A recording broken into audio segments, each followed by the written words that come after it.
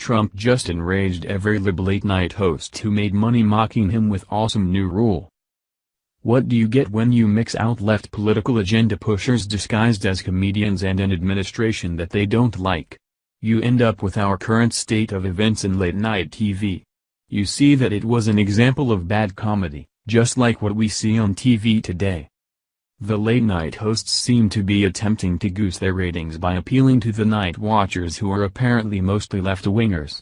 Maybe they can stay up late because they don't have a job to go to in the mornings, or maybe they're just willing to wait out prime time in order to hear some great anti-Trump jokes, but either way, these so-called comedians seem to have it out for our commander-in-chief. However, their slights have not gone unnoticed. President Trump decided that he would put in a good word for all the conservatives who are now shunned by the hosts. He says that they ought to give a little airtime to the other side. Time reported on the president's comments, and the ensuing Twitter responses. President Donald Trump wants anti-Trump late-night television hosts to give Republicans equal screen time on their shows. Late-night host, sick, are dealing with the Democrats for their very unfunny and repetitive material, always anti-Trump. The president tweeted Saturday morning. Should we get equal time? That seems like a completely reasonable request. The POTUS is asking those on television to give his supporters something they'd like to watch.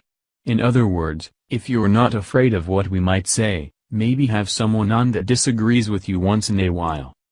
But, in what is a typical comedian evasion tactic, the comedians in question just crack jokes.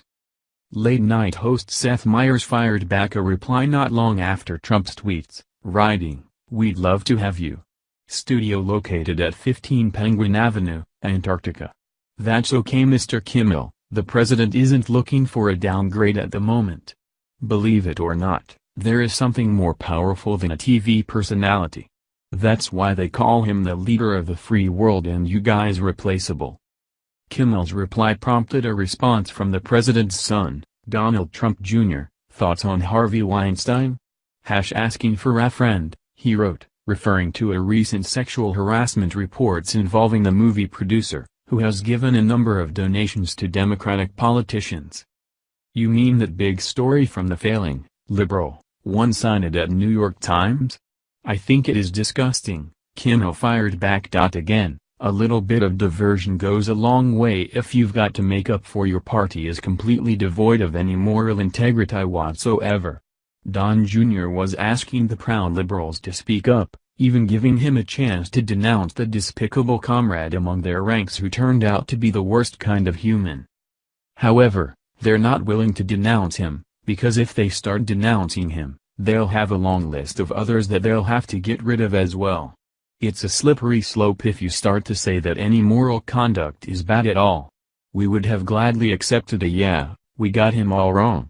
Super upset that he turned out to be that kind of person. But no, never back down from someone who you've got monetary connections to. This was a long-time feud, however.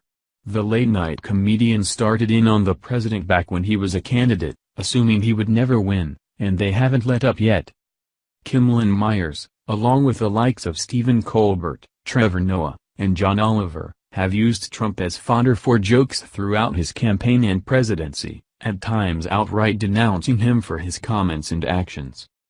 NBC's Jimmy Fallon was criticized for entertaining Trump during the campaign by playfully rubbing the future president's hair on his show in what many considered to be a softball interview with no hard-hitting questions.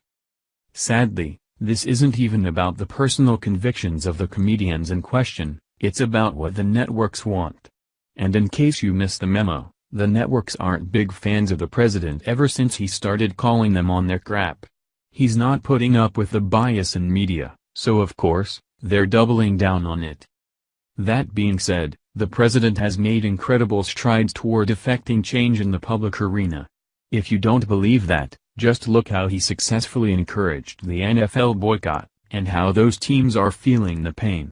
Hopefully, he'll be equally as successful in promoting the networks to have a few not so ridiculously liberal guests on once in a while.